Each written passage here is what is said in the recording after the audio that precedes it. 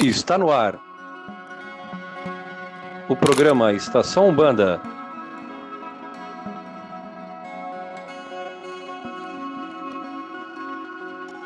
Com a apresentação de Pai Léo das Pedreiras, com participação de Mãe Priscila das Águas e Rodrigo Ressuti. Olá, meus irmãos, Saravá, que a paz Oxalá esteja com todos vocês. Sou o Pai Léo das Pedreiras e estamos começando mais uma Estação Umbanda, mais uma quarta-feira para falar sobre Umbanda. E vamos começar dando o nosso boa noite para ela, a grande dama do nosso programa, Mãe Priscila das Águas. Boa noite, Mãe Priscila. Boa noite a todos, sejam bem-vindos ao nosso programa e bora conversar. E dar o nosso boa noite para ele, que é o grande muso do Carnaval de São Paulo 2026, Rodrigo Ressuti. Boa noite, Pai Léo, Mãe Priscila, os irmãos e irmãs, inclusive você, macumbeiro, que é de São Paulo e quer desfilar, manda aí no seu comentário. Eu quero participar da ala do Pai Léo e da Mãe Priscila, que é a ala do Axé, do Morro da Casa Verde. Já fiz o meu jabá. Boa noite para todo mundo. A ala não é minha, a ala é da Mãe Priscila e do Rodrigo. Não me bote nessa. Não, mas põe Pai Léo, que é sucesso. Boa noite, filhos de Pemba, como diz o nosso amigo. Bom, hoje nós vamos começar um tema sugerido hoje pela Mãe Priscila, onde o tema é, né, vocês devem saber, estamos na semana onde nós comemoramos a fundação da Umbanda, no dia 15 de novembro de 1908, onde a Umbanda foi fundada. Então, é um episódio especial onde a gente vai falar de como nós encontramos a Umbanda. Como que a Umbanda nasceu para nós, no nosso coração. Mãe Priscila, conte para nós, como a Umbanda nasceu na sua vida? Para nós que acreditamos que não é a nossa primeira encarnação aqui na Terra, né? O Pai Léo tossindo, espero que ele tenha desligado o microfone. Até o final desse programa, o Pai Léo permanecerá vivo, se Deus quiser. Mas eu acredito que a Umbanda, ela nasceu em todas as minhas vidas. Por mais que a Umbanda, né, a gente sabe que teve aí o início dela em 15 de novembro de 1908, a gente sabe que existiam outras práticas que não se denominavam como Umbanda, mas eu falo que eu acho que eu nasci realmente para ser umbandista, eu sempre tive um amor por essa religião, mesmo sem entender. Porque é engraçado que, como eu conheci a Umbanda, eu não conhecia como o nome de Umbanda no começo. Era apenas assim, vamos lá na Vó Joana tomar um passe. Nunca era, vamos lá na Umbanda, vamos lá no centro, no terreiro. Não falava, porque era uma senhora que ficava no fundo da sua casa, ela tinha um quartinho ali com algumas imagens e incorporava a Vó Joana, que vinha para dar consulta e tudo mais. Então, minha mãe sempre foi nessa Vó Joana. E aí foi quando eu acredito que despertou meu amor pela Umbanda, mesmo eu sem saber que era Umbanda, que foi essa energia da Vó Joana. E aí depois um centrinho, que eu já relatei várias vezes aqui, né, onde foi meu primeiro contato de gira mesmo, de Umbanda, que tinha as reuniões lá, então eu lembro de gira de caboclo, gira de preto velho e tudo mais. Mas a Umbanda, ela nasceu aí nesse meu amor pela Vó Joana, porque eu sempre ouvi desde criança minha mãe pedindo proteção para a Vó Joana, agradecendo a proteção que ela dava para os seus filhos. Então, assim, eu tenho memórias da minha mãe, a gente indo para a escola, ela pedindo para a Vó Joana proteger a gente, para a Vó Joana, quando a gente chegava da escola, ela ia até a Vó Joana, punha a mão na imagem dela e agradecia da gente chegar bem da escola. Então, assim, eu cresci. Então, meu amor na Umbanda começou com Vó Joana, com uma preta velha, que até hoje eu tenho uma enorme gratidão. Não sei se a médium dela ainda é viva, perdi o contato, mas eu tenho certeza que dentro da espiritualidade, Vó Joana sempre está na minha proteção. Então, eu conheci a Umbanda, eu não sou tão velha assim, mas a Umbanda é daquela, igual a gente fala, né? Daqueles fundinhos de quintal ali, que nem falava que era Umbanda nem nada, praticava caridade, que era a importância era essa. E aí depois, mas aí você já começou a desenvolver? Não. Conta já para nós que a gente vai cortar pro Rodrigo. Rodrigo, Tá bom. Como você conheceu a Umbanda?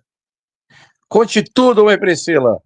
Então, vamos lá. Bom, a minha história, ela é muito chega a ser até irônica num certo ponto, porque eu também, assim como a mãe Priscila, eu venho de família católica / kardecista, né?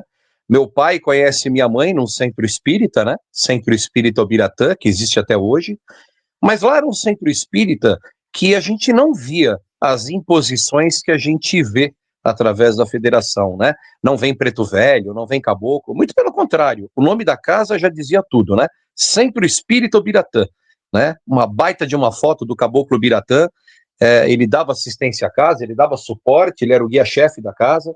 E nesse centro tinha a mesa branca, as preces, e depois tinha na parte de limpeza e de descarrego, os pretos velhos, os caboclos, a gente via um baiano aqui, outro ali, tinha umas giras fechadas que também o pessoal de Umbanda, que também fazia parte desse centro, também fazia as limpezas, os descarregos, só que meu pai era muito kardecão, né? Meu pai, ele teve um grande preconceito sobre a Umbanda, porque, por infelicidade do destino, quando ele foi levado, ainda jovem, através dos meus tios eram muito boêmios, né? Meus tios eram os Zé Pilintras da vida e meu pai era o Kardequinho, né? Então, uma vez, meu pai teve uma desilusão amorosa e os meus tios boêmios levaram ele num terreiro. E nesse dito terreiro, a entidade chegou para o meu pai e disse: e aí, filho, como é que você quer amarrar aquele pé de saia para voltar para Suncê? E aí ele ficou puto da vida, porque ele achou que aquilo ali não era Umbanda, porque iam fazer uma amarração, enfim, ele também fez um pré-julgamento, a gente não sabe se a história é essa, porém ele pegou raiva da Umbanda. E aí ele cresceu, isso com 18, 19 anos, ele cresceu se dedicando ao kardecismo e era aquelas pessoas preconceituosas que entendiam que Umbanda era uma religião terra a terra. Mesmo fazendo parte de um centro espírita onde tinha caboclo, onde tinha preto velho, ele respeitava, mas ele ficava na dele. A minha mãe sempre foi um cavalo mesmo, né? O cavalo de Umbanda, né? Da passagem para preta velha, para caboclo, eu estava acostumado em casa a vir as entidades. Só que o meu pai só vai entender verdadeiramente o que é Umbanda quando ele desencarna, depois que eu vou ingressar para Umbanda. Porque meu pai morre muito cedo, em 87, eu tinha 8 para 9 anos, e aí a nossa família se afastou de praticamente tudo. Minha mãe sofreu um pequeno assédio no centro espírita que ela fazia parte, ela se decepcionou, e aí eu virei durante uns 7, 10 anos, aquele cara que só ia em missa de sétimo dia, casamento, e não ia em lugar nenhum. Porém, eu tinha uma prática de ler muito, eu gostava muito de ler. É a herança que eu peguei do meu pai. Meu pai tinha muito livro espírita. Então, com 10, 12 anos, eu comecei a ler tudo quanto era literatura espírita. O Pentateuco espírita, outros livros, romances, mas eu gostava mais de livro técnico, né? Livro dos Espíritos, Céu e Inferno, Ramatiz, Livro dos Médiuns. Então, eu era um kardequinho nato, também um tanto preconceituoso, mas que via minha mãe recebendo preta velha, caboclo, e assim vai. Por ironia do destino, quando eu estou chegando nos meus 19 anos, eu tive uma grande desilusão amorosa também, e tive outros problemas, onde a minha avó foi uma pessoa que me criou, uma boa parte da minha vida desencarnou, então eu perdi emprego, tomei um grande problema, né? Aquele famoso chifre que quase todo mundo toma na vida. Se você não tomou, você às vezes não sabe.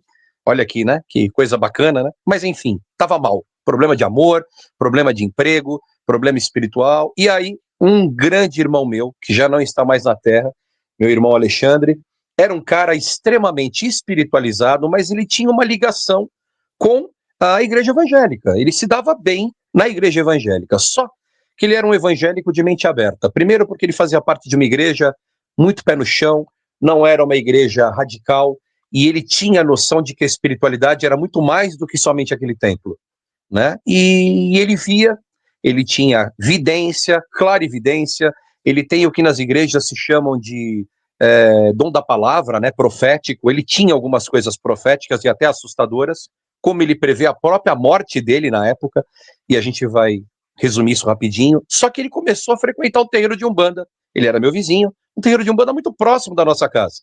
Por ironia do destino, um terreiro que estava a 1,5 km da nossa casa. Só que eu nunca tinha ido. Terreiro de Umbanda, a vovó Maria Caboclo Grande Lua. E ele quis ir no terreiro para entender o que era a espiritualidade que ele via na igreja, e ele queria ver se essa espiritualidade se refletia em outros lugares. Então ele procurou centro espírita até chegar nesse terreiro. Nesse terreiro, uma entidade chamada Vô Carlinhos, conversou com ele, vinha falando e falava, traz o seu amigo, traz aquele seu amigo que não está indo em lugar nenhum. Então, toda segunda-feira que ele ia no terreiro e toda sexta ele falava, o Rodrigues, ele me chamava de Rodrigues, o Vô Carlinhos quer falar com você. Eu falava, deixa teu Vô Carlinhos lá sentado. Ó, o Caboclo Guarani quer falar com você. Deixa o Caboclo Guarani lá nas matas. Teimoso, hein, Rodrigo? Sempre teimoso. Olha, o Exu Caveira quer falar com você. Deixa o Exu lá, porque Exu eu nem acredito. Eu era preconceituoso, eu era kardecão. Resultado, um dia, vai e que não vai. Ah, vou, vai, deixa eu ir. E eu fui. Eu entrei, nunca tinha entrado no terreiro, nunca tinha visto atabaque, nunca tinha visto nada, por mais que eu já tinha visto Preto Velho, Caboclo, mas eu me assustei com a Umbanda. Aquele momento Kardec preconceituoso, eu fui, peguei uma ficha para passar por atendimento, só que aí eu devolvi a ficha e fui embora. Olha que decepção. Fui embora, cheguei em casa, eu dava tanta porrada na porta do banheiro, que ali acho que era meu espírito brigando comigo mesmo, sabe? Minha mãe até chegou tarde do emprego, ela falou, não foi no terreiro? Não foi. Não foi porque eu não quero ir. Enfim, passou mais 1 ou 2 semanas, eu fui e sentei com o Vô Carlinhos. Quando eu sentei com o Preto Velho, filho, quanto tempo, hein? O que é que você quer conversar com o nego? Eu simplesmente falei para ele, como é que eu faço para fazer parte daqui? Parece que aquele véu caiu, né? E dali em diante eu comecei a entender o que era Umbanda, só que ainda com muito preconceito. E aí, a história vai longa, se eu deixar aqui vira um livro, mas eu fui entrando, fui me desenvolvendo, e quem acabou me desenvolvendo foi um Exu. Por ironia do destino, quem me desenvolveu primeiro como pessoa, para entender o que é Umbanda e ter pé no chão, foi um outro médium que também recebia o Exu Caveira, e que eu falo que é meu mestre, e que se eu estou na Umbanda hoje, foi graças a ele. Mesmo na Umbanda afastado, mas amando a Umbanda, o seu Caveira que me trouxe esse caminho de você acha que sabe tudo, mas não sabe nada. Você lê muito desses livros aí, mas eu vou te mostrar o que é Umbanda. E a partir daí, eu entrei e estou até hoje. Bom, acho que as histórias são longas, né? Agora é do Pai Léo. A gente vai cortando. Eu chego na Umbanda com 14 anos de idade, né? Eu venho de uma família católica, apesar que o meu pai já tinha desenvolvido a sua mediunidade, né? Já era consagrado pai de santo, mas quando ele casa com a minha mãe, né? Um pouquinho depois dele casar, ele se afasta da Umbanda e ele fica 28 anos, né? Longe da Umbanda, sem incorporar, sem querer saber da mediunidade dele. Só de vez em quando fazia as rezas dele. Meu pai é muito devoto de São Jorge, então, uma vez ou outra, acendia as suas velas, né? Mas nada além disso, apesar de criança eu ter algumas lembranças de ir na praia. Meu pai tem a mania de fazer uma estrela de 6 pontas e acender velas na praia, isso eu lembro muito. Mas na minha cabeça eu era católico, aquilo ali não passava de ser... Não sabia o que era espiritualidade, não sabia o que era Umbanda, nada disso. Eu começo a querer me interessar pela espiritualidade, por entender, porque a minha mediunidade começa a ser aflorada quando eu tenho 12 anos de idade. Com 12 anos eu começo a ver espíritos, eu começo a ouvir pessoas falando comigo, eu começo a sentir cheiros, eu tenho contato com alguns espíritos que passavam pelas paredes, então eu começo a não dormir à noite, porque eu olhava no meu quarto, tinha alguém me vendo, tinha alguém tentando uma comunicação comigo. Nenhuma entidade, isso é interessante, né? Nenhuma entidade minha. Eram espíritos mesmo, provavelmente, que estavam perdidos ou que estavam em algum lugar. E aí eu começo a me interessar por tentar estudar o que é espiritualidade. A primeira coisa que eu vou estudar referente à espiritualidade, que não é tanto espiritualidade, é a apometria. É a primeira coisa que eu vou estudar.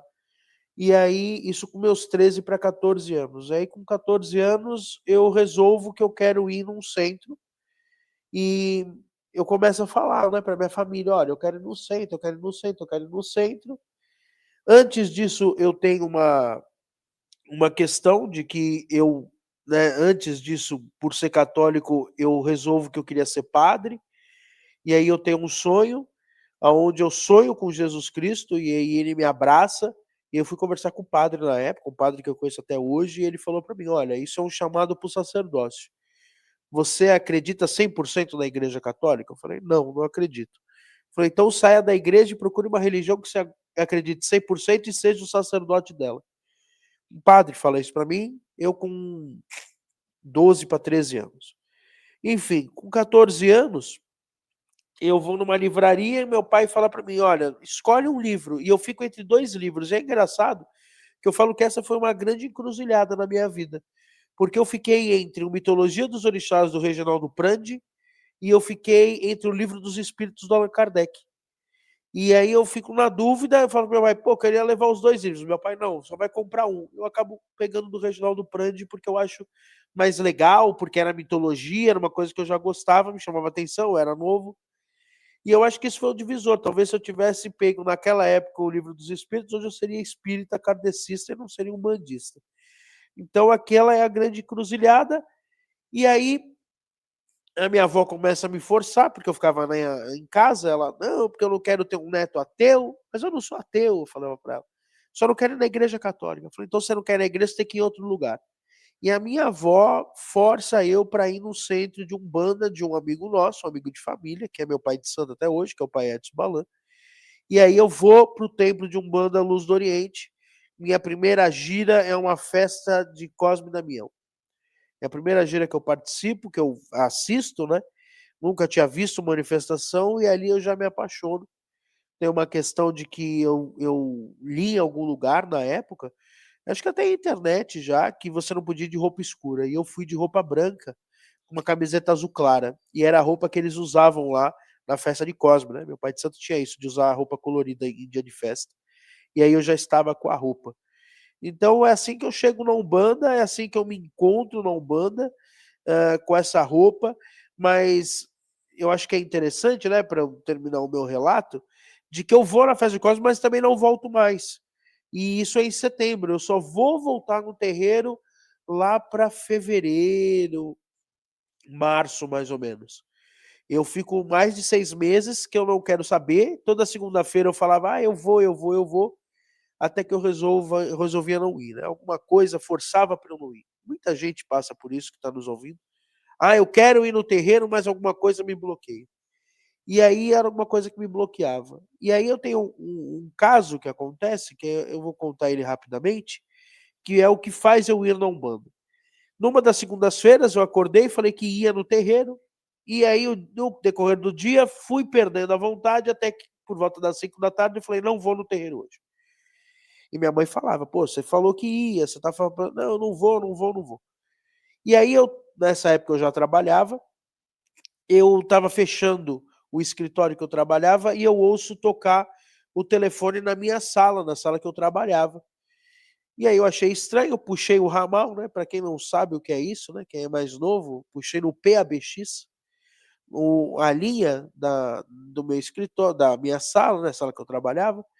E aí eu puxo a linha, tava muda. Botei no gancho de novo, fui fechar a porta, tocou de novo.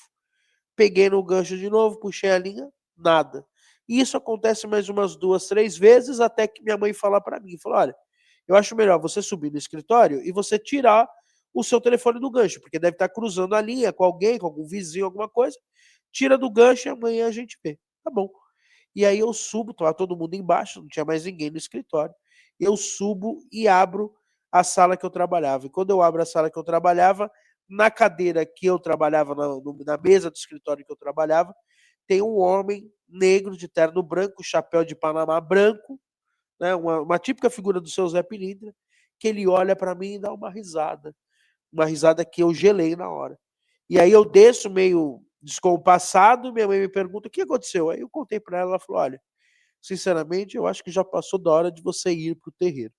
E aí naquela segunda-feira eu fui, e depois daquela segunda-feira nunca mais deixei de ir na Umbanda. Já são 22 anos que eu completei agora em setembro, ininterruptos, sem ter faltado nenhuma segunda-feira, talvez uma ou duas segunda-feiras só nesses 22 anos, no máximo. Mas essa é a minha breve história. E aí, mãe Priscila, você parou a sua história quando você falou que você conheceu criança. Mas e aí? Você já foi para esse terreirinho, já começou a trabalhar, criancinha ou ainda não? Não, eu sempre fui uma pessoa religiosa, né? Meus irmãos me zoam até hoje, né? Que eles falam que eu sou beata, Porque eu sempre gostei de ir na igreja. Mãe Priscila, desculpa te cortar. Se eu não te corto, não é você. Gente, eu preciso abrir meu coração. Vocês não têm ideia o que é ser casado com a Mãe Priscila. A Mãe Priscila não é beata só de centro espírita. Ela é beata de qualquer coisa. Vocês não têm ideia. Se a gente vai viajar, a gente Não foi pra pode Bahia. ver uma igreja. Na Bahia. Se a gente vai viajar e a gente tá em qualquer lugar, ela... olha, eu descobri que vai ter o terço da Maria Joaninha de não sei aonde. Ela quer ir no terço, ela quer ir no centro espírita, ela quer ir no centro de Umbanda, ela quer ir no Seixo Noie, ela quer ir no Templo Zulá, enfim, ela não pode ver a religião. Só não vou em igreja evangélica. Mas já foi muito. Já fui muito, mas hoje em dia não vou. Mas eu sempre... O Pai Léo assando no nariz. E em breve, Mãe Priscila também vai na igreja de Inho João. João de Camargo, em Sorocaba. Falando toda semana. Falei com eles essa semana aí, vamos tentar gravar alguma coisa legal lá com eles. E aí eu sempre fui uma pessoa religiosa, então assim, sempre gostei de ir para a igreja e tudo mais, né? Sou uma pessoa que também nasci por mais que minha mãe ia nos centros e tudo mais, uma família católica, né? Fiz primeira comunhão, fiz até crisma, sou até crismada. Sempre fui envolvida com coisas assim da igreja católica, né? Grupo de jovens e tudo mais, mas mesmo assim, indo lá nos centrinhos da vida. Não tive esse meu primeiro... eu demorei para desenvolver, porque depois, eu sendo católica, indo no centro, nunca era muito nova também, nunca pensei, por mais que todo lugar que eu ia falavam para minha mãe que eu tinha um caminho dentro da espiritualidade, que eu era médium, que eu ia ter um caminho, que eu ia ter uma missão aí muito grande e tal, sempre falaram isso para minha mãe desde que eu sou pequena. E era o sonho da minha mãe, um dia você vai estar de branco, um dia você vai estar trabalhando num centro. A minha mãe sempre falava isso para mim. Mas, infelizmente, ela não conseguiu ver isso em vida, hoje vê espiritualmente, né? Ela morreu, desencarnou antes de eu realmente estar ativa dentro de um terreiro. Mas o meu primeiro contato mesmo foi em centros espíritas, o meu despertar mesmo para a espiritualidade, por mais que eu tinha essa vivência com a avó Joana e tudo mais, mas o meu despertar para a espiritualidade foi no ano de 99, eu tinha apenas 11 anos, quando o meu primo desencarnou, e eu fiquei muito, muito mal, assim, fiquei bem depressiva, não queria ir para a escola e tal, e aí eu tinha uma vizinha, Dona Nena, que já está no espiritual também, minha mãe comentou com ela e tal, ela fazia uma vez por semana um evangelho no lar, abria ali um pequeno ritualzinho ali, vinha algumas mensagens de psicofonia e tal, então, mas ela fazia realmente o evangelho no lar, e aí ela comentou com a minha mãe e falou, traz ela aqui para ela participar da oração, que a gente vai fazer uma oração para ela e tudo mais. E aí eu lembro, foi muito engraçado, era na mesa da cozinha dela, ela colocava sempre uma flor no meio da mesa, e aí ficavam as pessoas sentadas em volta da mesa. Eu fiquei Era uma rosa branca que ela colocava? Eu não lembro se era rosa. Eu não lembro se era rosa branca. Não era bem umbandista. Sinceramente. Olha a Zélia aí. Mas eu lembro que sempre tinha uma flor no meio da mesa. E aí ela fazia o evangelho no lar, aí tinha aquela conversa do evangelho no lar, e sempre vinha alguma mensagem, e às vezes ela fazia uma psicografia, é como se fosse um centrinho mesmo ali na casa dela, com algumas pessoas. Lembra muito, sabe o que me lembra muito isso? Agora que passou a viagem, aquela cena do Alberto na mesinha dele com o pessoal, era muito assim, a casa da Dona Nena. E aí, nessa primeira vez que eu fui, né, ela passou uma mensagem super bonita e tal, não vou recordar agora. E aí ela me chamou e fez assim, olha, eu vou falar para sua mãe comprar o livro Violetas na Janela. Você vai ler esse livro e você vai entender para onde o seu primo foi, você vai entender o que é espiritualidade. E aí foi meu primeiro livro espírita, Violetas na Janela, que eu li, né, onde a Patrícia relata, né, o desencarne dela. É um livro muito legal, um livro facinho de leitura, né, e pro início, para quem está no início, assim, é muito, muito bacana aí, eu indico para todo mundo. E aí eu comecei a ler, e aí eu comecei a entender o que era realmente uma vida após a morte, que existiam os contatos e tudo mais. E aí, todo dia eu estava lá batendo meu cartão na Dona Nena, e aí nunca incorporei lá, nunca tive nada, eu era muito pequena, né? Então eu ficava lá mesmo em oração, entendendo, ouvindo o evangelho. E por muito tempo eu fiquei nisso. A Dona Nena falava para minha mãe que eu seria uma médium, que eu teria uma missão muito grande. Então comecei a frequentar o espiritismo, mais o espiritismo do que a Umbanda. Eu também fui meio que o Rodrigo. Quando me falaram que eu tinha que ir para a Umbanda, eu tinha um pouco de preconceito. Não queria, achava um pé no saco atabaque, não queria nada disso. E aí até que eu comecei a frequentar um centro aqui na minha rua. Minha mãe já era desencarnada, né? E aí eu participava da sustentação. Também nunca tive nenhuma manifestação ali de espíritos. Eu ficava somente na sustentação.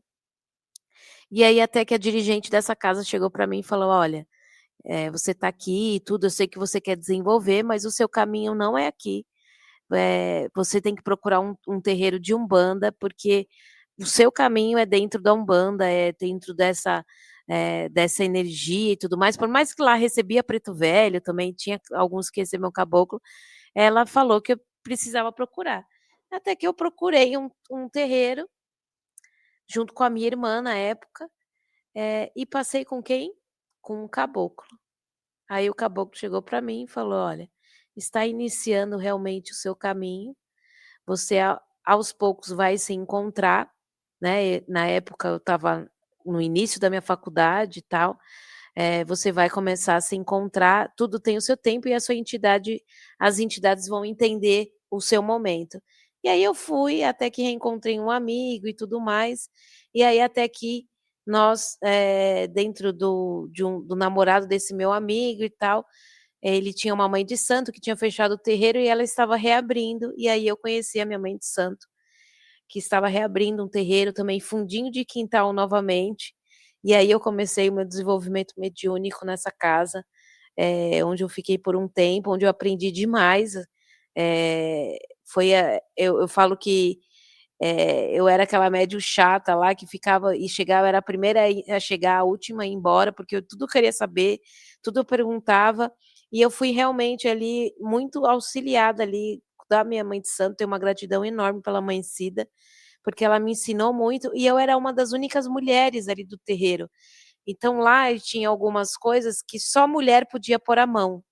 Então, o que acontecia? Ela tinha que me chamar para fazer algumas coisas que eu era nova, mas acabei aprendendo a fazer alguns rituais lá com ela, porque ela precisava da energia feminina ali, e a maioria e os outros médios mais antigos eram tudo homens. Eu era a única ali mulher que podia fazer. Então eu aprendi muito ali. Tive algumas até responsabilidades antes ali de um tempo ali mediúnico, eu era nova, mas por causa disso eu precisava fazer algumas coisas junto com a minha mãe de santo. Então aprendi demais e foi meu primeiro contato mesmo com a incorporação. Esse relato que eu falo da riscagem do ponto, que a Jurema veio e tudo mais, então aconteceu tudo lá. E aí foi mesmo meu despertar para a Umbanda aí, e o meu início aí dessa minha caminhada aí, que já vão aí para 20 anos. E você, Rodrigo, como foi? Ele contou já. Não, ele contou que ele desenvolveu. E aí depois disso? Ele desenvolveu e está lá até hoje? Não, então, e aí, bom, a minha primeira, até eu estava lembrando agora, eu tenho um péssimo costume de não lembrar das minhas coisas de criança, mas veio uma cena na minha cabeça, que é importante. A minha primeira manifestação, ou uma certa visão mediúnica, foi quando eu tinha meus 8, 9 anos de idade. Eu lembro que, acho que antes, né, porque meu pai ainda era vivo, eu fui em algum dos trabalhos, e eu ficava na assistência mesmo, normalmente eu ficava lá embaixo com a criançada. Mas teve uma sessão específica que eu estava na plateia com a minha avó, meu pai e minha mãe trabalhando, e eu lembro, isso é incrível, olha, veio na minha cabeça agora. Eu não lembro o que eles estavam falando ali na preleção, e falando para sintonizar com seus guias, e eu viro para minha avó e falo: eu tô vendo tudo pegar fogo. Eu tô vendo muito fogo. Eu vejo algumas pessoas, mas eu tô vendo fogo. Eu tava vendo, na verdade, uma certa aparição do seu Pinga, que é o Exu que eu trabalho, que é da linha do fogo. E hoje me faz sentido isso. Ainda falei para minha avó tá, fica quietinho, pensa em Deus. Ela falou isso e parou. Eu nunca fui um médium de evidência, de nada. Só aquele médium chupa-chupa, né? O famoso imã, né? Passava mal, pegava energia de outros, o famoso médium de transporte. Então, ao longo da minha vida, o médium que, a mediunidade chata, porque às vezes se você não tá lá com a cabeça boa, você acaba virando imã de tudo quanto é porcaria. Então, sempre fui um médium que passei mal em lugares, pegava energia, vomitava, sempre botava pra fora, enfim. Só que quando eu estou nesse terreiro em 99, ou seja, depois de muitos anos, né, que eu vou para Umbanda, que eu contei a história, em 99 eu peço para entrar, eu entro no outro ano, eu entro nos anos 2000. Quando eu entro, eu já entro próximo de uma festa de esquerda. A dona Márcia, ela abria ali os trabalhos com festa de esquerda e tal, e eu tô lá, comecinho dos meus trabalhos, e eu faço parte dessa festa de esquerda. Imagina, um cara muito kardecão, que não tem noção nenhuma de Umbanda, no meio de uma festa, eu já entrei coloquei branco, mas estava ali como convidado, não ia trabalhar, só ia aprender a cambonear, mas estava lá mais como um espectador já. Comecei a ver pano preto no chão, pano vermelho, comecei a ver pela primeira vez na minha vida o que era um padê, as entregas, várias coisas ali no chão, comecei a ficar horrorizado, que para mim só de ver um prato de barro com um pedaço de carne, com farofa, fruta, e aí os médiuns chegando, recebendo Exu, e pegando alguns desses alimentos e consumindo, eu fiquei desesperado, preconceituoso, moleque arrogante, achava que sabia alguma coisa, né? E aí eu começo a passar mal, mais uma vez, só que eu começo a sentir dores nas pernas, muita dor na perna. Óbvio que era a entidade mostrando ali, né, dando como é que eu posso dizer, tava ramificando ali, né, na minha parte, né, dos pés e das pernas, a energia de Exu, mas eu não tinha noção do que era aquilo. E aí, nesse meio tempo, os médios incorporados, traz o teu, filho da puta! Aqueles médios antigos que ainda falavam filho da puta sem nenhum tipo de pudor, não era aquela coisa, né, que pra mim era, oh meu Deus, espírito falando palavrão, que horror, né? E eu desesperado, eu começo a rezar prece de Cáritas, começo a rezar Pai Nosso, dizendo que quando acabasse aquilo eu ia embora. Olha a besteira. E aí... Oi, perdão. Nada, só dei risada. Deu risada. Aí eu pedindo perdão, porque eu estava no lugar errado. Olha, né, o absurdo, né? E aí eu ouço, uma das poucas vezes que eu ouço, que eu tenho uma clareaudiência, mas muito nítido, porque alguns médiuns ali faziam um certo estardalhaço para incorporar, médiuns que faziam um negócio até um pouco mais teatral do que era o normal, e aí ele chegou e bem na minha orelha ele fala, me respeite porque eu estou aqui, e eu não preciso ser do jeito que você pensa, mas eu estou aqui. Respeite, porque isso daqui é um negócio sério. Foi mais ou menos essa mensagem. E eu tomei um puta susto, porque eu estava demonizando aquilo. E aí eu começo de novo a rezar, o tempo passa, e aí vem uma cambone, me cutuca, eu me assusto de novo, eu vi que era alguém de carne e osso mesmo. Ela falou, olha, aquele Exu quer falar com você. E aí eu olho lá para o canto do terreiro, um médium que eu nem tinha ainda amizade, e aliás eu nem ia muito com a cara dele. Ele olha para mim, ele está lá, incorporado, e ele faz com as mãos, vem aqui, e ria. Eu chego todo, né, doendo, não falo nada, mas chego doendo, chego assustado, e aí ele só faz 3 coisas. Ele aponta o dedo na minha cara e mostra o número 3. Ele fala assim, 3 coisas. Primeiro, a dor que você está sentindo não é sua, é a energia do homem que quer vir. Segundo, o que você ouviu é verdade. Você tem que respeitar. Aqui tem muita coisa séria, você acha que você sabe muito e não sabe nada. Terceiro, meu nome é Caveira. Quer continuar ou quer ir embora daqui como você quer ir? Aí eu me vendi, né? Quase pulei no colo dele, né? Porque eu não tinha falado absolutamente nada. E a partir daí, esse Exu, que é o seu Caveira, que começa a me dar caminho e começa a me explicar. Ele chama a mãe pequena, ele fala, esse menino aqui não sabe nada, acha que sabe muito, mas eu me predisponho, eu e o meu burro aqui, ele falava burro, ele nem falava cavalo, a ajudar esse menino. Toda gira ele pode ficar junto com o meu cavalo aqui sempre, com o meu burro. Então, quando for com o nego, com o caboclo, ele falava penudo. Quando for com o nego, quando for com o penudo, deixa ele junto com ele que eu vou acabar ajudando. E aí eu fui aprendendo, fui desenvolvendo, fui anotando, porque eu anotava, eu perguntava, eu usava giras para ficar tirando dúvidas espirituais. E ao longo desses 20 e poucos anos, eu fui indo, fiz um bom tempo parte dessa casa, depois fiz parte mais 14 anos de outra casa, na pandemia encontro o Pai Léo e a Mãe Priscila, De uma certa forma, faço parte da casa deles, mas hoje eu sou turista, porque eu estou de um tempo ainda, né, afastado, mas de qualquer forma, junto com eles, no que precisar, nem que seja para ajudar alguma coisa, mas espiritualmente eu me permito estar um pouquinho afastado, momentos meus, mas é isso. Minha caminhada foi essa, e eu sou muito grato ao seu Caveiro, ao vô Carlinhos, ao Caboclo Guarani, aqueles que me trouxeram, ao meu irmão Alexandre, que foi ele que me indicou para ir para a Umbanda, e estamos aí até hoje. Que lindo, hein? Muito bonito. E a tosse do Pai Léo? Não, foi a tosse da mãe Agora Priscila. fui eu. Mãe Priscila, então, tossindo. Bom, quando eu ingresso na Umbanda, eu não vou logo incorporar, né? Eu fiquei de março até setembro. Em março eu peço para entrar na corrente e eu queria incorporar. E aí minha mãe me proíbe. Não, não vai, não quero que você incorpore, nada disso. Você pode ir, mas não pode incorporar. E aí eu entro em março e fico tocando atabaque até em setembro. Em junho, na festa de Xangô, eu comecei a passar mal, né? E aí, na festa de Xangô, eu comecei muita irradiação.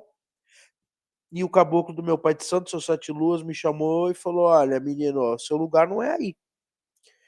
Não adianta você se enganar. Eu falei, mas minha mãe não deixa. Ele falou, então você tem até setembro para você convencer sua mãe. E aí, de junho a setembro, para mim, foi períodos muito difíceis, porque eu sentia muita vibração das entidades. Eu não lembro muito das giras desse período. Às vezes o pessoal falava, ó, nossa, o Léo entrou ontem e tá tocando atabaque pra caramba. E hoje eu sei que não era eu que tava tocando atabaque, era já o Faísca.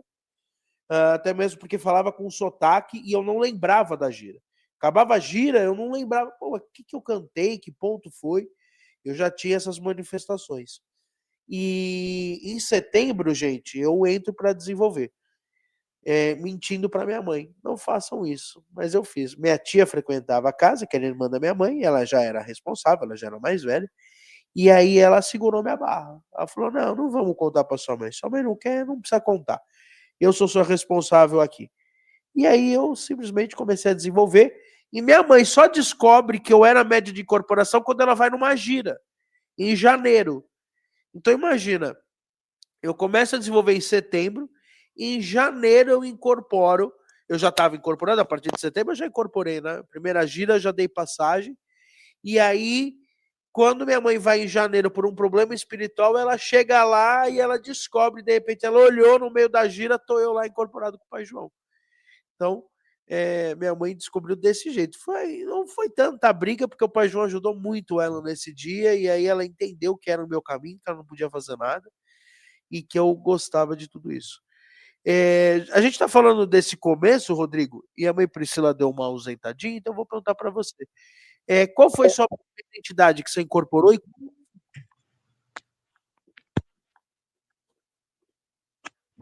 Rodrigo? Oi, agora eu voltei, deu um travadinho aqui. Bom, a minha primeira entidade que eu incorporo, mesmo relutando veementemente, foi o Pai Benedito, né? Foi o Preto Velho.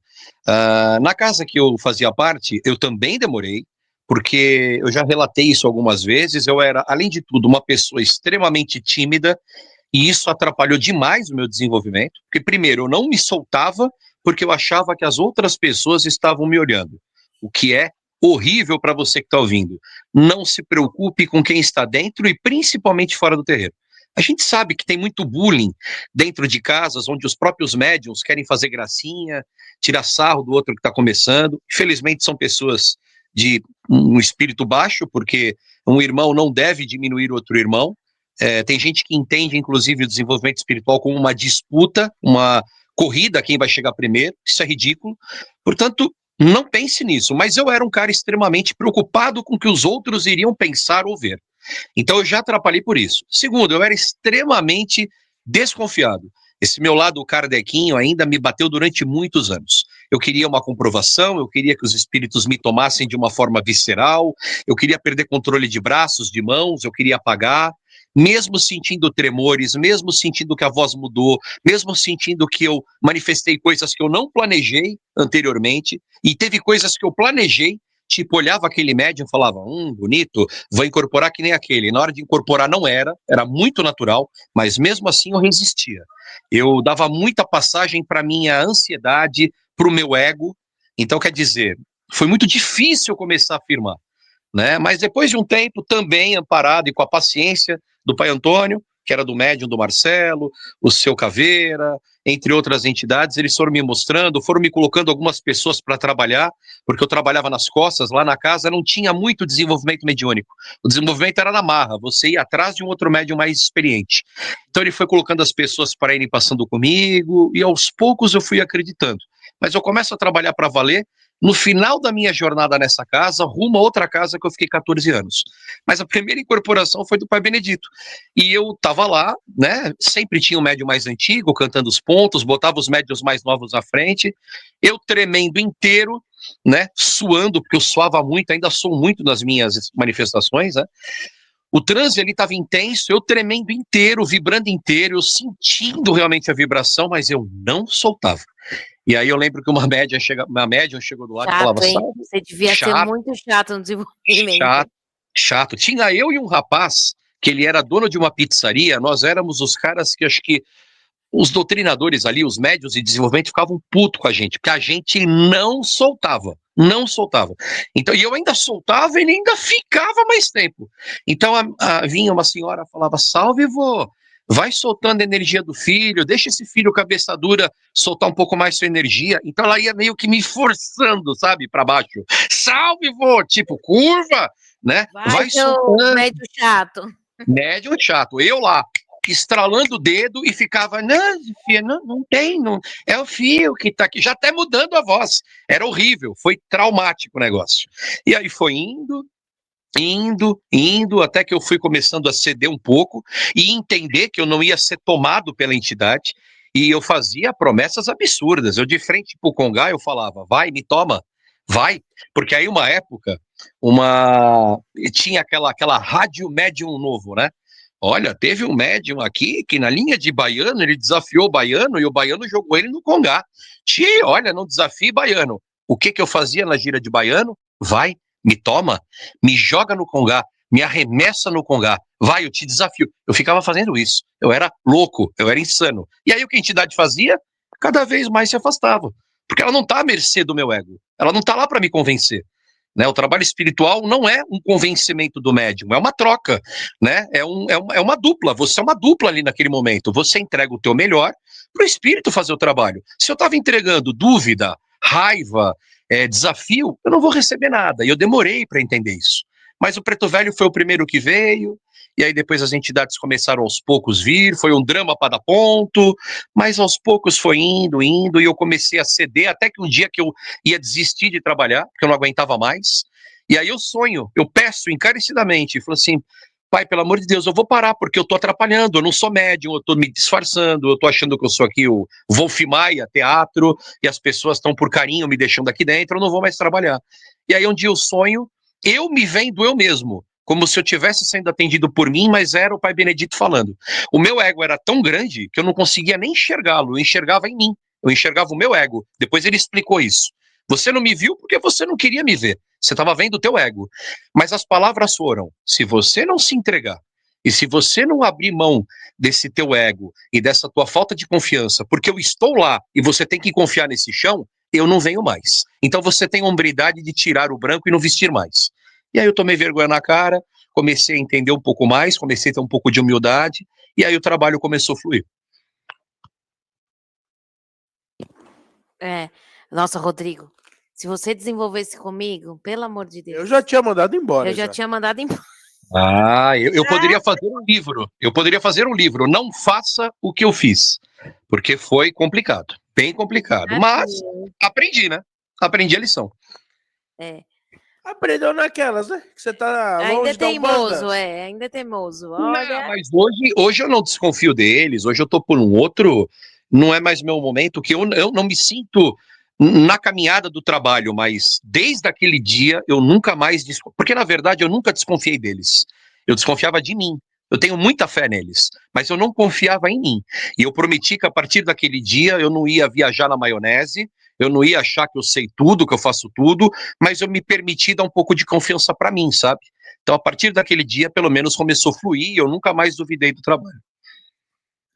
Bom, a minha primeira incorporação, acho que eu já relatei aqui no vídeo do Início Mediúnico, né? Foi a Cabocla Jurema da Praia, sempre, né? Caboclo, sou apaixonada por caboclo. Foi a Cabocla Jurema. Por muito tempo fiquei só na Jurema. E aí, como eu já relatei em alguns outros programas também, a Jurema ficou durante 1 ano parada, sem falar, sem se movimentar. E era bem agoniante para mim, porque eu sou uma pessoa ansiosa, né? E hoje eu entendo que foi fundamental para o meu início ali, para eu entender, para eu desacelerar, para eu aprender a sentir, aprender a olhar a espiritualidade de outra forma. Então, o meu primeiro contato ali foi mesmo com a Jurema. A minha primeira incorporação foi muito assim. O primeiro dia, nada, aí no segundo dia já era aquela coisa de ir para frente, para trás, aquela sensação. Depois ela começou a mexer a mão, que ela puxava como se fosse uma onda. Depois ela começou a andar um pouco, a pôr a mão assim meio que no, como se fosse bradar.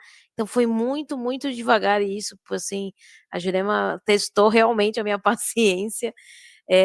Mas eu acho que se não fosse assim, não sei se eu estaria na Umbanda hoje. Não sei, eu acho que foi algo ali bom para mim naquele momento e para um respeito mesmo, sei lá, para o meu momento. Eu também estava na faculdade, então tinha dias assim que eu não conseguia ir para o terreiro, então foi bem devagar o meu desenvolvimento, mas foi bem importante. Depois eu tive o contato com a avó Ana, mas a avó Ana já veio falando, já veio conversando. Depois, logo veio a Clarinha também nunca teve essa coisa de ficar parada, nada disso, já veio conversando também. As entidades que eu sempre tive mais dificuldade foram as entidades de esquerda. Eu tinha muita, muita dificuldade com o seu 7, encruzilhadas. Hoje é uma das entidades que eu mais trabalho na esquerda, assim, sou apaixonada pelo seu 7 encruzilhadas, mas no começo eu tinha muita, muita dificuldade, até mesmo quando a gente já estava no Divina Luz, eu tinha muita dificuldade com a energia do seu 7, assim, e aí aos poucos o Pai João foi auxiliando, eu fui fazendo oferenda, eu fui melhorando essa minha conexão com ele, né, mas foi as últimas entidades que eu incorporei mesmo lá, porque é onde eu desenvolvi. Primeiro você tinha que estar muito bem ali com a direita para começar a incorporar a esquerda. Por isso que eu sou meio assim com linha da esquerda, né? Que eu falo, tem que demorar porque eu fui desenvolvida assim, né? Então eu acredito que a esquerda é a última das últimas, assim. Mas hoje em dia as coisas mudaram um pouquinho, né? Concordo. Só acho que é isso. Eu já falei demais, eu acho. Tá bom. Eu acho que é isso. O que mais tem que falar? Eu falei do começo, é isso, eu acho que foi isso. E a Jurema até hoje faz parte aí da minha caminhada, faz parte da minha firmeza espiritual. Tenho uma gratidão enorme pela Jurema, né? A Jurema é responsável pelo desenvolvimento mediúnico, ela que me dá base aí de tudo que eu passo para o desenvolvimento mediúnico. Então, assim, a Jurema sempre foi e sempre será base fundamental para minha espiritualidade, para o meu caminho da Umbanda, assim. Então, amo todas as outras entidades, mas a Jurema tem esse papel aí muito importante para mim. Bom, eu pensei que ela ia me dar a deixa, mas vou contar a minha primeira incorporação. Sua primeira incorporação. Eu pensei que você tinha falado aqui. Não, ainda não. Pai Léo, como foi sua primeira incorporação? A minha primeira incorporação foi do caboclo, que é chefe da minha coroa, né? Foi do seu Itaguruçu. É uma gira de desenvolvimento, quando eu recebi meu cruzamento das 7 linhas, que na casa do meu pai de santo você recebia esse cruzamento para começar a desenvolver. E aí a gente foi colocado no meio do terreiro e começou a cantar os pontos. Chamai todos caboclos, chamai, ele é nosso pai. E aí eu senti uma pressão muito grande no peito e eu senti um empurrão, como se tivesse tomado um soco no peito mesmo. E tanto que eu voei, né? E eu sempre fui grande, né? Eu nunca fui pequeno, já era gordo já. Mas eu voei do ponto central até a tronqueira do terreiro, né? Ali onde divide a assistência e a auréola, né? Coisa de uns 3, 4 metros. E voei mesmo, com as costas no chão. E aí um caboclo de um outro médio mais velho pegou no meu braço e fez assim: não desiste não. É difícil, mas vale a pena, não desiste. E aí ele me pegou e me botou no meio que deu um empurrão, tipo assim, vai lá, volta lá e não quero saber. E aí eu fechei os olhos e aí a primeira manifestação do Soitagurussu que veio, pulando de olhos fechados e bradando já. Na primeira incorporação ele já deu o brado dele, mas a primeira incorporação dele eu acredito que tenha durado segundos. Não chegou a durar 1 minuto. E aí ele veio, bradou, eu senti a energia dele e ele foi embora. Foi isso que aconteceu. Essa foi a minha primeira incorporação. Na outra gira de desenvolvimento, lá tinha desenvolvimento toda quarta-feira. Aí sim, na outra gira de desenvolvimento, foi puxado o caboclo, aí eu trouxe o Soitagurussu, e aí realmente ele veio. E Preto Velho, né? E não recebi o Pai João. O Pai João eu só fui receber em dezembro, né? O Preto Velho que me acompanhou no começo do meu desenvolvimento é um Preto Velho que quase não vem, que é o Pai Francisco. E o Ogum Sete Ondas. A casa do meu pai de santo puxava muito a linha de Ogum, né? Meu pai é filho de Ogum, então puxava bastante. Então foi a entidade, segunda entidade que eu incorporei foi o Seu Sete Ondas e a terceira o Pai Francisco. Essas foram as entidades que eu dei passagem no começo, que para mim o fenômeno, não vou mentir, não foi tão difícil, não foi difícil incorporar. A minha mediunidade já estava mais ostensiva já nessa época, mas eu tive outros desafios, como, por exemplo, dominar o ego, né? Porque às vezes a gente Os fala, filhinhos tá de vendo? Xangô. Eu já estou incorporando, eu já sou mais importante, eu já tenho firmeza. Isso é uma idiotice, bobagem. Você pode até ter firmeza, mas você não tem experiência nenhuma. Então hoje eu paro e vejo o quanto eu errei no meu desenvolvimento, no sentido de deixar o meu ego falar em vários lugares, em vários momentos. Né? Uma coisa que eu brigo diariamente. Sabe uma coisa legal que o Pai Léo comentou, e eu esqueci de relatar isso, né? Às vezes as pessoas ficam nessa coisa de entidades, né? E às vezes tem entidades que são colocadas no nosso desenvolvimento para aprender. Eu falo da Jurema, né, de ficar parada, mas eu tinha uma outra cabocla que vinha, ela também não se comunicava muito, mas ela vinha, que fez o meu desenvolvimento inteiro, que é a cabocla Jupira. Né, até hoje, às vezes, eu trago, tem a manifestação dela, mas é muito raro, assim, mas a cabocla Jupira vinha em todo o meu desenvolvimento, e eu também tinha a pombagira farrapo, que eu não incorporava padilha, incorporava padilha, assim, muito rápido e depois vinha farrapo. Então o meu desenvolvimento inteiro foi com 2 entidades ligadas em Yansan. Até hoje eu não entendo o porquê que isso aconteceu, porque eu não tenho Yansan no meu enredo aí, nos meus 4 orixás, mas foram 2 entidades ligadas à linha de Yansan, que fizeram parte, assim, no meu desenvolvimento, durante o meu desenvolvimento inteiro mesmo. A Jupira ali estava mais presente do que a própria Jurema.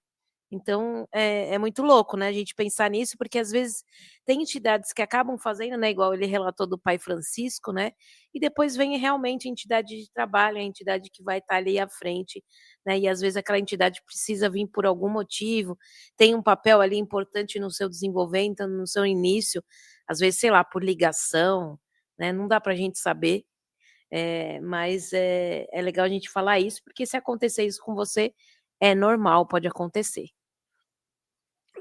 Mãe Priscila vai completar, ano que vem, 21 anos de Umbanda, e a gente sabe que nem tudo é flores.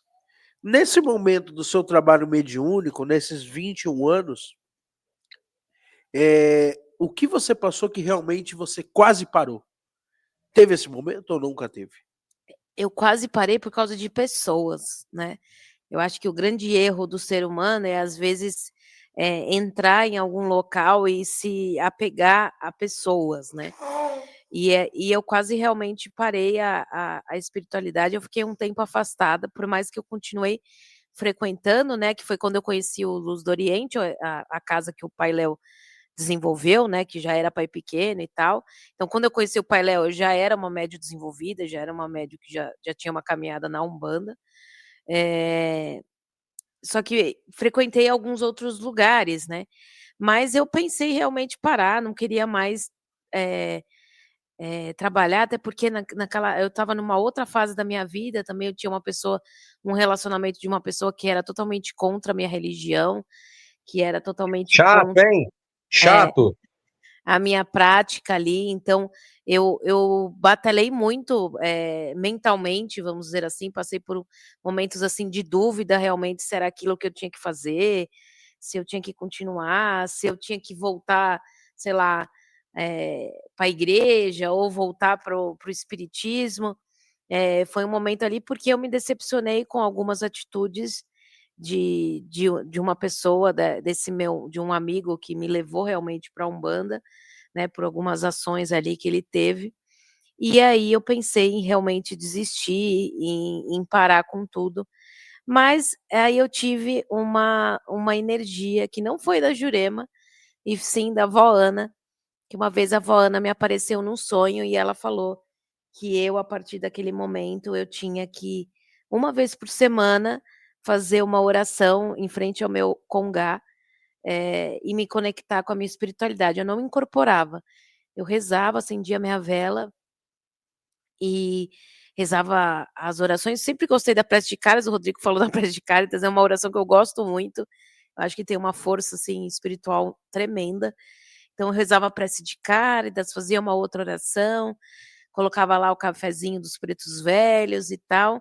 E aí por muito tempo eu fiquei fazendo isso, e aí era a forma de eu me ligar com a minha espiritualidade. Nesse tempo eu tive uma ou 2 manifestações em casa, assim, da avó Ana, onde ela falava que era para eu ter calma, para eu ter tranquilidade, e tive algumas manifestações até mesmo de psicografia, a minha mediunidade ficou meio aflorada, assim, eu estava parada, e aí às vezes eu estava em casa, vinha uma mensagem pronta, assim, de psicografia na minha mente. Psicografia é aquela parte do livro do Pai João, né, o cravo amarelo que a vó Ana colocou.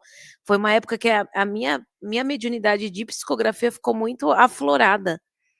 Também não sei porquê, né, eu acho que eu acabava abrindo isso, e aí foi que eu comecei a me reencontrar, comecei a entender, e até que encontrei o Luz do Oriente. Fiquei 1 ano na assistência do Luz do Oriente, mais ou menos, e aí até que eu resolvi entrar realmente para o trabalho, e aí aconteceu tudo, né, depois o Divina Luz nasceu, na depois de 6 meses que eu estava no Luz do Oriente, o Divina Luz nasceu aí começou a nossa missão aí, que vocês já sabem. E você, Rodrigo, qual foi o momento que fez você parar? Que você parou. Pois é, a minha história é essa. Eu estou parado, né? Também por causa de pessoas, eu acho que eu depositei. Aliás, esse é um erro que eu tomei na minha vida, né? Eu coloquei as pessoas à frente da Umbanda, né? Eu não entrei para a Umbanda por causa de pessoas, entrei sozinho, de lá fiz amigos, mas eu criei uma dependência social com amigos por causa da Umbanda. Minha vida social e minha vida religiosa se misturaram. Então, eu não sabia viver mais uma vida social que não fosse com pessoas da Umbanda. E nesse inteirinho, eu me decepciono com algumas pessoas, resolvo sair do caminho que eu estava há 14 anos, e desde então, eu tô que nem a mãe Priscila, eu perdi esse chamado, eu não me sinto mais na vontade de trabalhar, mas diferente da mãe Priscila, a minha mediunidade está quietinha da Silva, e eu respeito ela, porque se um dia ela voltar de alguma forma que eu venha me assustar ao ponto de falar, nossa, tem coisa errada acontecendo aqui, eu tô aberto, mas enquanto não vem, tá ótimo, estou quietinho, tento escrever meus textos, tento indicar para as pessoas o que é possível, faço da Umbanda hoje uma parte mais de estudo, tento propagar bons pensamentos, tenho feedbacks bons, as pessoas agradecem, porque eu tento passar um caminho de estudo, não um caminho de atendimento, não é esse o meu caminho hoje, mas enquanto a espiritualidade ficar quieta, eu sou um soldado atento. Se um dia ela vier e de uma forma diferente ela se manifestar, eu tô pronto, mas eu acho que eu tô respeitando de lá para cá. E desde então, me encontro sem nenhum tipo de trabalho físico da Umbanda que não seja escrever, gravar aqui com vocês. Ano que vem me predispus com vocês de novo a a fazer aulas, se eu puder ajudar, porque o pai e a mãe... É promessa de final de ano, né? Tudo final de ano você fala.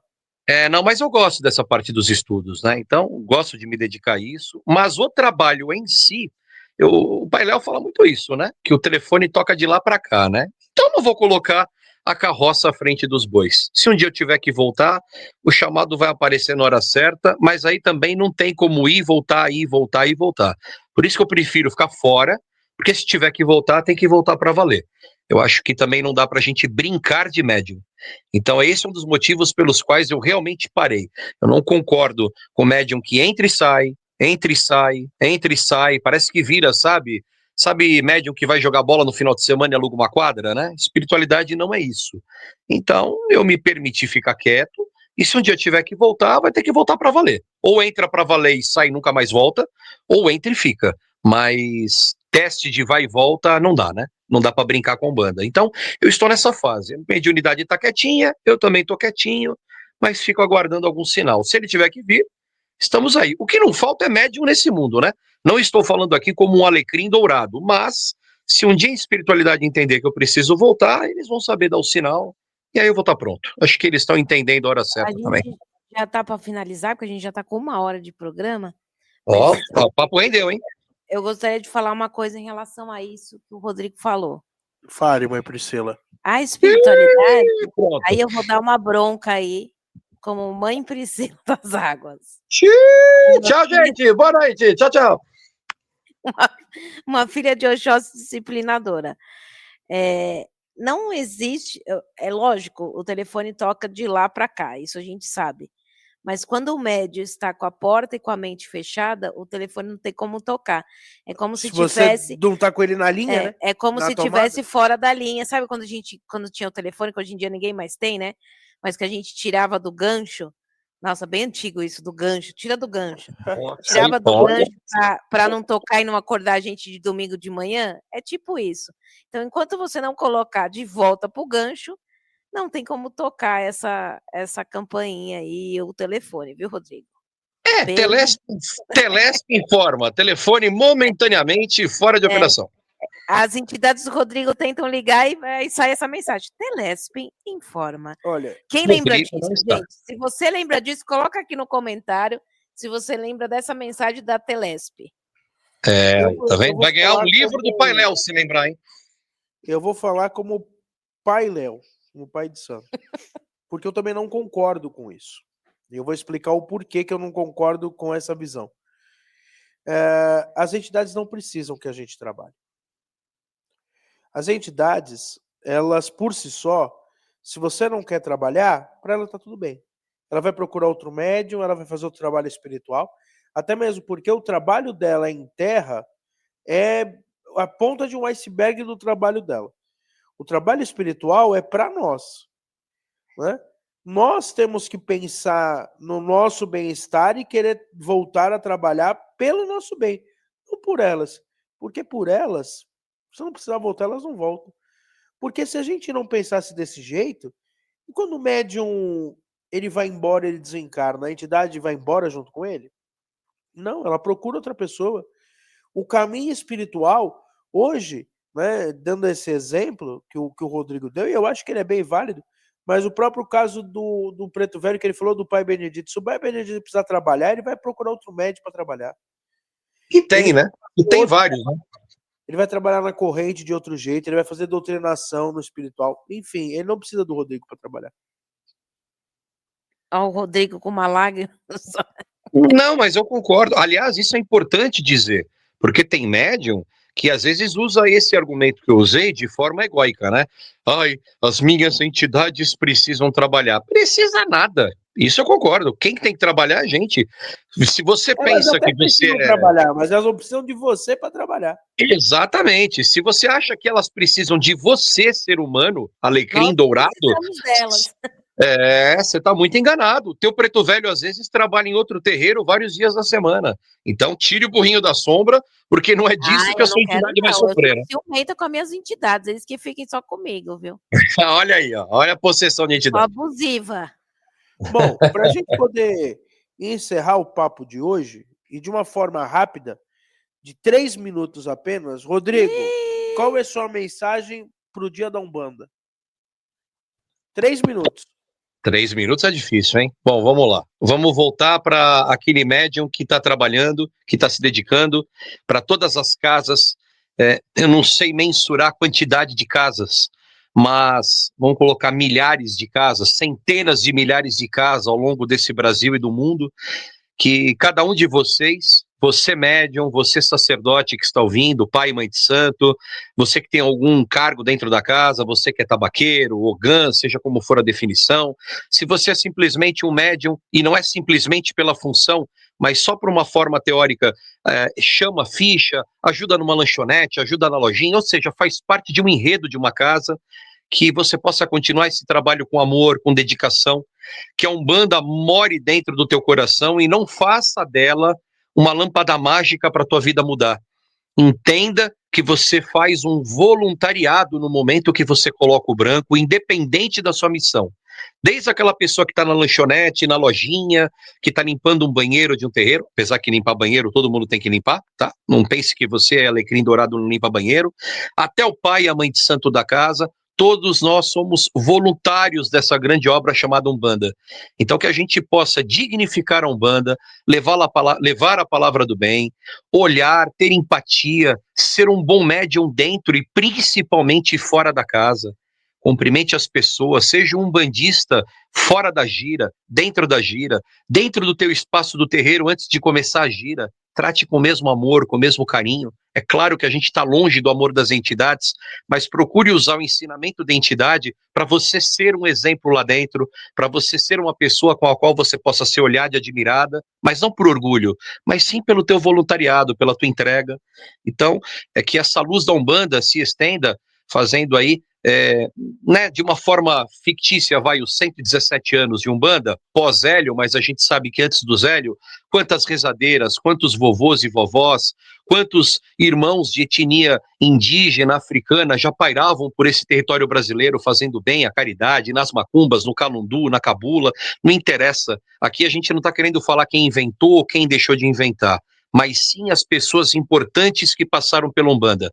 Pretos, pretas, brancos, indígenas, europeus, porque a Umbanda é esse grande coração que traz a todos. Ela não vai olhar se você é preto, se você é branco, se você é palmeirense, corintiano, se você... Até para quem você vota, que tem gente que vota aí de uma forma meio absurda, mas a tua entidade ela não vai olhar para isso, ela não vai te julgar, mas ela vai ver o quanto que você se entrega, o amor que você se dedica. Então faça da Umbanda não um troféu para você falar, olha como eu sou poderoso e umbandista, mas sim uma grande ferramenta que você fala, poxa, todo dia eu faço parte dessa engrenagem, eu luto, tento ajudar a minha comunidade, fazendo a caridade sim, porque a Umbanda faz a caridade, não só o atendimento gratuito, como ajuda as pessoas a comerem, a se restabelecerem na sociedade. Então essa grande estrela brilhante que se chama Umbanda, que ela possa reinar no coração de cada um e que você faça o melhor sem olhar a quem, porque essa é a missão de um umbandista.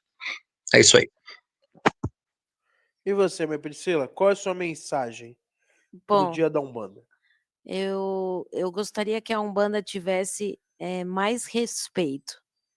Os umbandistas hoje em dia, eles não estão respeitando os próprios umbandistas, e isso é muito triste, né? A gente foi num ato solene aí do Dia da Umbanda e foi falado sobre isso de uma pessoa que nem umbandista uma pessoa espírita, que consegue perceber que os umbandistas não são unidos, né? Que é um querendo falar mal do outro, achar que o outro tá errado, e ninguém é errado. A Umbanda ela é bonita por isso. Eu entrei na Umbanda por causa disso, porque na Umbanda eu conseguia cultuar a minha fé em Nossa Senhora Aparecida, eu conseguia cultuar a minha fé no Espiritismo, que é um outro amor que eu tenho dentro da espiritualidade, que eu acredito naquilo que fala, que prega o Espiritismo. Eu conseguia cultuar tudo aquilo que eu sempre vivenciei na minha vida desde pequena, que sempre aprendi ali com a avó Joana nas suas primeiras palavras. Então por isso que eu sou umbandista, porque a Umbanda é sim uma religião brasileira, é uma religião que agrega todas essas energias, que traz todas essas energias com respeito e com amor. Então, eu gostaria que nesses 117 anos, a Umbanda é pequena, por mais que a gente saiba que existiam outras manifestações antes, mas realmente ela é menor ainda, porque foi reconhecida só em 2015 como uma religião, mas nós precisamos ter mais respeito por ela. A Umbanda ela precisa ter mais pregações de amor, mais pregações de paz e menos ódio e menos apontamentos, menos questionamentos sobre o que o outro faz. Então, eu desejo isso para você que é umbandista, leve a Umbanda com amor, leve a Umbanda com fé, leve a Umbanda com respeito, que você vai ter sempre o melhor, que é essa energia das entidades, é o abraço do preto velho, é a bronca do caboclo, sim, que a gente aprende a evoluir, é a alegria do herê e tudo aquilo que completa a Umbanda. Então, sou muito feliz de ser umbandista, sempre, nunca vou ter vergonha de falar que sou umbandista, que eu levo realmente a bandeira ali de Oxalá, e sou muito grata, e eu tenho certeza que se eu não tivesse a Umbanda, eu não estaria hoje com esse pensamento que eu tenho hoje, nesse pensamento de ajudar o próximo, de olhar mais para o próximo, de olhar para mim mesmo, né, porque a Umbanda nos ensina isso a todo momento.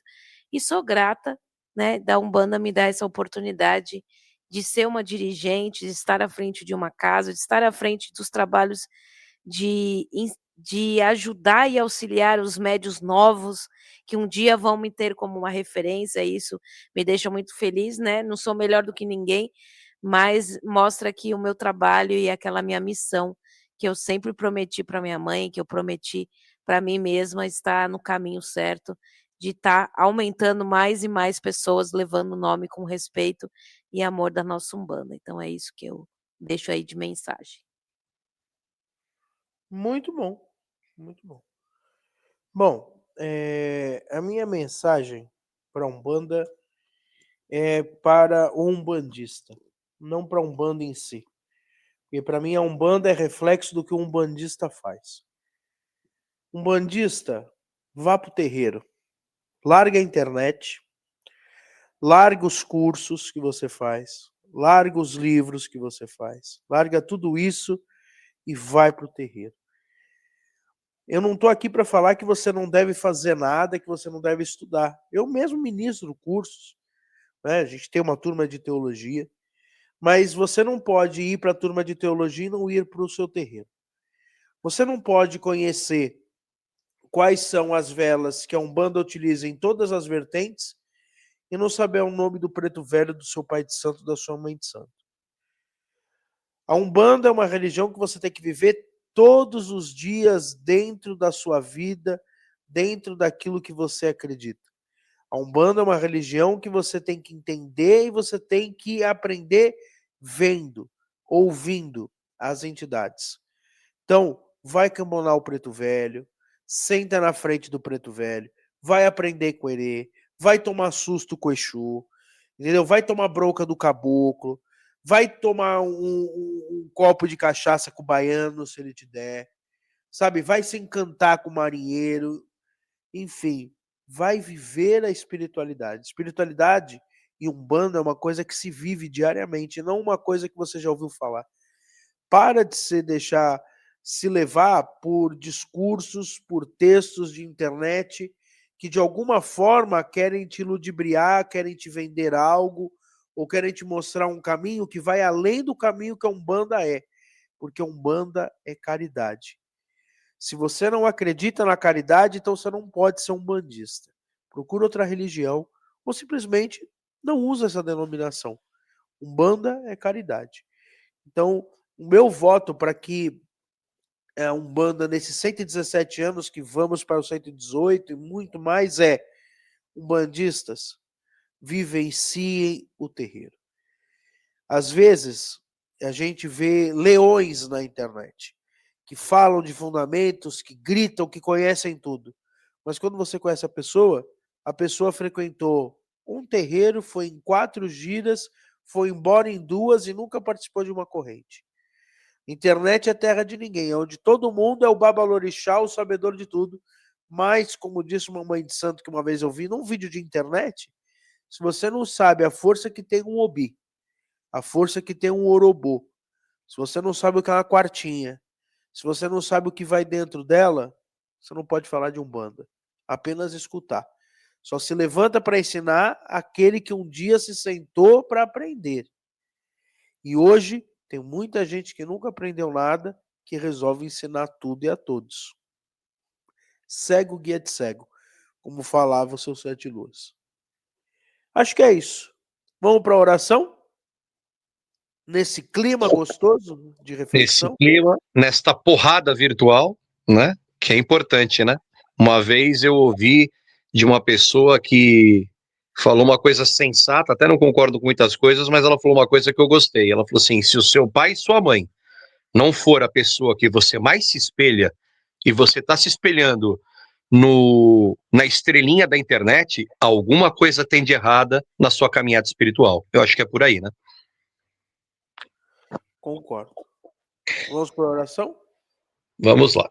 Então, hoje vamos fazer uma oração em nome da Umbanda, de todos os guias e orixás. Ela se chama Oração Umbandista. Juntos em oração.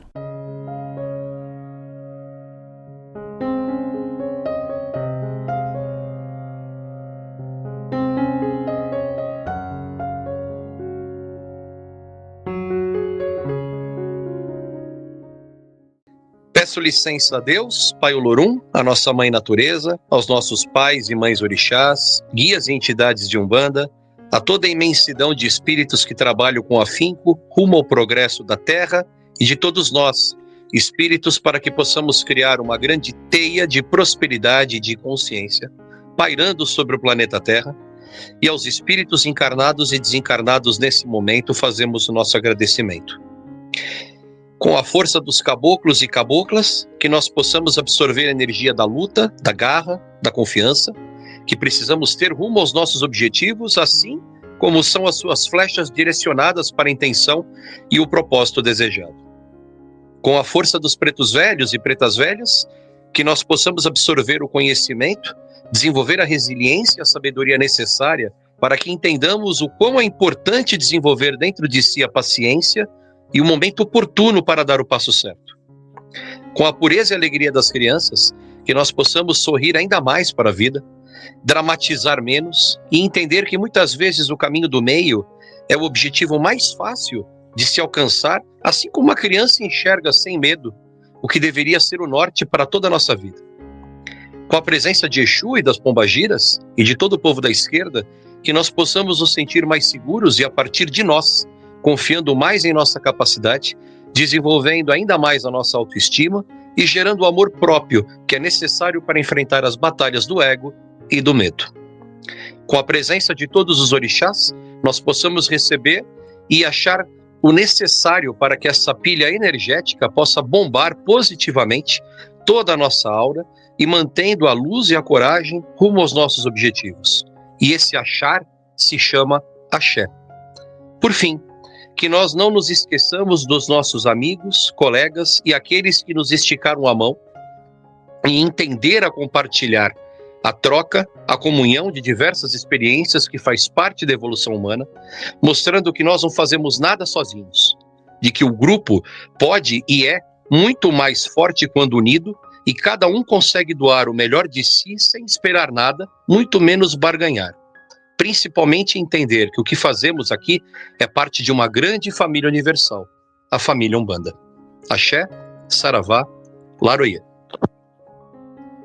Bom, vamos pedir para que a espiritualidade fluidifique essa água que nós colocamos, abençoando também os nossos pedidos, os nossos agradecimentos e agradecendo também pela essa oportunidade que a espiritualidade nos dá em sentir toda a sua energia, em sentir toda essa energia da nossa Umbanda, das nossas entidades, dos nossos orixás e de tudo aquilo que se manifesta dentro dos terreiros, dentro da nossa mediunidade, e agradecendo por estarmos envolvidos nessa força maior que conduz a nossa vida e que leva sempre para o caminho da paz, do amor e da caridade.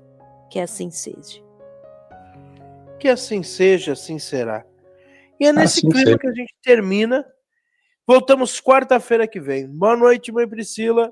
Boa noite a todos. Vamos aproveitar essa semana, celebrar aí a nossa Umbanda, sempre levando, exaltando realmente a nossa Umbanda que ela merece. Então, parabéns pelos 117 anos, sou muito feliz de ser umbandista. Nossa semana vai estar agitada, né, Pai Léo? Que a gente tem a festa ali com os terreiros e tudo mais. Coisa. Então, quem segue a gente nas redes sociais, a gente vai tentar postar algumas coisinhas aí, né? Mas dia 15, para nós, é um dia especial, sempre vai ser. Dia 15 tem jornada dupla. Até porque dia 15, há 7 anos da nossa casa, a gente se reúne com os nossos irmãos, né, com aqueles terreiros que descendem da nossa raiz, outros terreiros amigos, e para a gente é muito, muito bom comemorar o Dia da Umbanda ao lado daquelas pessoas que vieram antes, aquelas pessoas que a gente tem como exemplo, e celebrar em família, que é isso que a Umbanda prega, né? Uma grande família umbandista. Celebrar saravando, né? Isso é o melhor de tudo. Boa noite, Rodrigo. Boa noite, Pai Léo, mãe Priscila, todos os irmãos e irmãs aqui que acompanharam a gente. É aquela famosa música, né? Respeite quem pôde chegar onde a gente chegou. Parafraseando já o próprio Pai Léo, que fala sempre, mas é verdade, né? Uma casa, ela não se faz apenas de tempo, isso é uma verdade, mas o passar do tempo vai trazendo ainda mais responsabilidade, mas traz um legado, né? Então, importante as casas que completam seus 5, 10, 15, 20, 50 anos, valorize o chão que você pisa, porque está muito difícil encontrar casa boa por aí, meus irmãos. Não se empolguem com o que vocês enxergam, mas sim com aquilo que vocês sentem, né? Boa noite para todos, vivam Umbanda, e é isso aí. Até a próxima. Boa noite a todos, que nossos ancestrais, que tanto trilharam o caminho para que a gente possa hoje vivenciar a nossa Umbanda, sejam respeitados e exaltados. A todos eles pedimos a bênção. Pai Zélio, seu Tata Tancredo, Pai Benjamin, Mãe Cacilda, Mate Silva, Rubens Saraceni, tantos e tantos, Pai Félix Nascente Pinto, Pai Jaú, muitos e muitos Pai Jaú, muitos e muitos que pavimentaram o caminho para que a gente possa hoje andar de cabeça erguida, por mais que a sociedade não aceite tanto, mas que a gente possa, pelo menos, vivenciar a nossa fé com mais entendimento e com mais fé, né? A todos esses que passaram. E eu queria fazer uma dedicatória especial desse programa a um irmão dirigente que nesse vai ser o primeiro dia da Umbanda que ele vai estar do outro lado. Então, que ele também nos abençoe. Então, a gente dedica esse nosso programa ao nosso querido irmão Adriano Herveiro. Onde ele esteja, que ele receba mais esse axé. E obrigado também a ele que tanto ajudou tantas pessoas e que sempre será lembrado na nossa religião. Se você quiser saber mais, procure um terreiro. Um abraço, saravá e salve a Umbanda. Como diz o Pai Ronaldo, a Umbanda só faz o bem e não faz mal a ninguém. É isso aí, salve o Pai Ronaldo. Você acabou de ouvir Estação Umbanda, com apresentação de Pai Léo das Pedreiras e participação de Mãe Priscila das Águas e Rodrigo Ressuti.